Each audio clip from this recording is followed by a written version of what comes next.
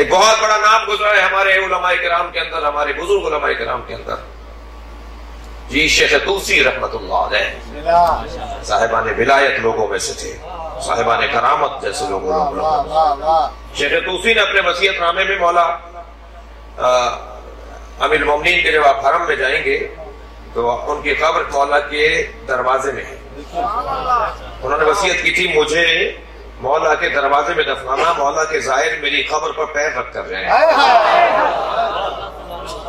اب قبر کیونکہ دروازے میں ہے لہذا تختی کہاں لگے، تو بالکل دروازے کے ساتھ چوکھٹ کے ساتھ دیوار پر تختی لگی ہوئی ہے ان کی، تو وہ وہاں دفن نہیں ہے جہاں تختی ہے، وہ دفن ہے دروازے کے اندر،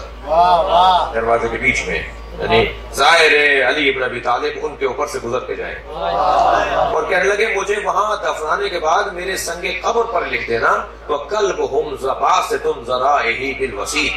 قرآن مجید کی آیت ہے، اور اصحاب کہف کا کتا ان کے دروازے پہ ہاتھ پھیلائے بیٹھا ہے۔ اصحاب کہف کے کتے کا ذکر ہے نا قرآن مجید میں، وَقَلْبُهُمْ بَاسِطٌ بِذَرَائِهِ بِالْوَسِيطِ، ذَرَائِهِ بِالْوَسِيطِ، اور ان کا کتا اپنے ہاتھ پھیلائے بیٹھا ہے، اپنے ہاتھ پھیلائے بیٹھا ہے، یہ ان کے دروازے پہ اپنے ہاتھ پھیلائے بیٹھا ہے۔